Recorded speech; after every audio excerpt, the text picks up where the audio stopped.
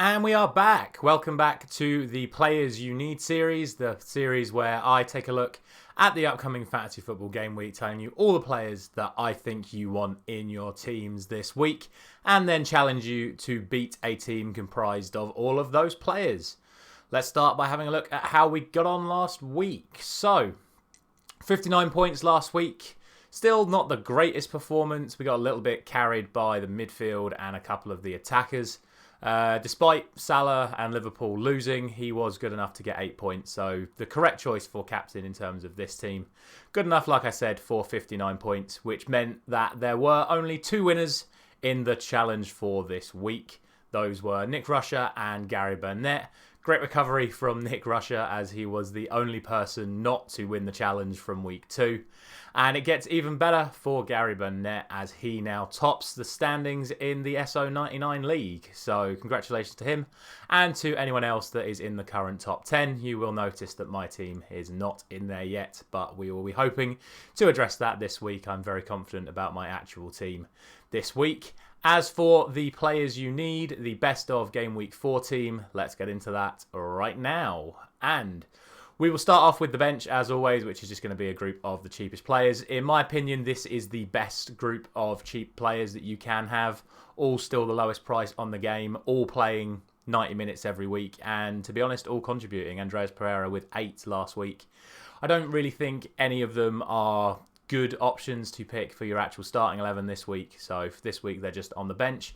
Let's get into the actual team. And we will start off in goal, where we are going to go for David Raya. Brentford, of course, have had a fantastic start to the season.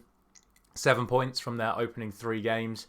And have looked really good defensively. And they come up against an Everton team which have struggled for goals so far this season. So with all of that combined, I think it's a great opportunity for Brentford to get a home clean sheet, and with Raya at 4.5 million, a great option to have for this game week.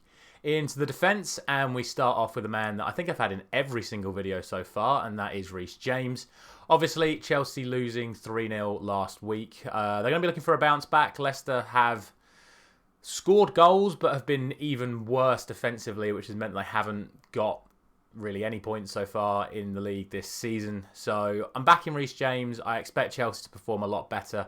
I think he'll probably be back in his usual right wing back position rather than right centre back, giving him lots of opportunities to get points at both ends of the pitch. Next to him, I've gone for João Cancelo up against Crystal Palace. The first time I've picked him in this series so far, mainly because this is the first time I've had enough funds left over to go for him. I think there are a lot of cheap options you can go for this week to make your other players as good as possible. Hence why it is Cancelo this week over Kyle Walker. Crystal Palace have started the season really well and, to be honest, do have a good record against Man City, but they'll be looking for a response after the 3-3 draw, and you just know Cancelo's going to be involved if it does go well for them. So that is why I am going for him. Rounding off the defence, I am going to go for William Saliba, the current highest point scorer defensively so far this season. I mentioned him a couple of times already in this series. I think he is just going to be Mr. Bonus points for Arsenal this season. And at home to Fulham, I would expect Arsenal to get a clean sheet. Obviously, Fulham have been playing well. I think Mitrovic could cause them problems, but I would expect Arsenal to get a clean sheet. And if they do, Saliba will probably be in for those bonus points once again. Into the midfield, and we start off with the big 2. Those, of course, being Mohamed Salah and Kevin De Bruyne. For me, these are 2 players that you just simply have to have. As we sort of spoke about during last week's result, despite the fact that Liverpool lost and have not played well, Salah's still been getting points, and now at home to Bournemouth, I just think you have to go for him. You don't necessarily have to pick him as captain. I am, because I just expect Liverpool to get the result. Excuse me. And then next to him, of course, Kevin De Bruyne, who I believe come the end of the season, if he stays fit, will have the most fantasy football points. And that is why I am still sticking with him at home to Crystal Palace. As for the other 2 midfielders, we're going to go for 2 cheaper options. I'm going to be a little bit biased and go for Marcus Rashford. Obviously, off the back of the Liverpool win, my confidence is a little bit higher in Manchester United right now, and a lot of the chances during that game fell to Rashford, and he did, of course, take one. And at 6.3 million, with a lot of people taking him out of their team, his price has now gone down even more. So for me, he's a great option at 6.3 this week against Southampton. Plenty of other options available, of course. In this team alone, I could have gone for the likes of Coutinho or even, plenty of other ones. Trossard from Brighton, I think, would be a great option this week as well. But I'm allowing my bias to get the better of me, and I'm just going to go for Rashford this week. Any other time, I probably would have gone for Trossard. Rounding off the midfield, I have gone for Mr. Cheap, which is, of course, Gabriel Martinelli. 8 points, I think, in all 3 games so far this season. He's made a fantastic start. A genuine shout for potential captain this week up against Fulham. I expect Arsenal to get the win once again, and I expect him to be heavily involved. So now up to 6.4 million himself, starting at 6 million. I think he's a must-have. I think it's over 40% have him now. So I don't expect him to drop off anytime soon. So for me, an absolute must this week. And rounding off an Arsenal trio, we are, of course, going to go for Gabriel Jesus. Don't really need to say any more about him. He has obviously been picking up the points as well as Martinelli has. And again, at home to Fulham, you'd expect them both to be involved. So, rounding off the attack, I am going to go for 2 Englishmen. Those are going to be Ollie Watkins and Ivan Toney. Both have made fantastic starts to the season. Both coming up against teams that have made really poor starts to the season.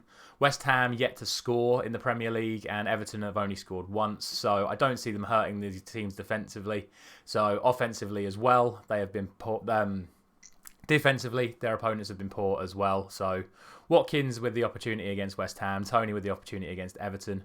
I genuinely think any of the final 6 players, maybe not Rashford, but certainly Salah, De Bruyne, Martinelli, Jesus, Watkins and Ivan Toney are all good shouts to pick for captain this week. I've obviously gone for Salah for the reasons I've already mentioned, but if you want to be a little bit crazy and pick one of the others rather than one of your household names as captain, I think it's a great week to do so.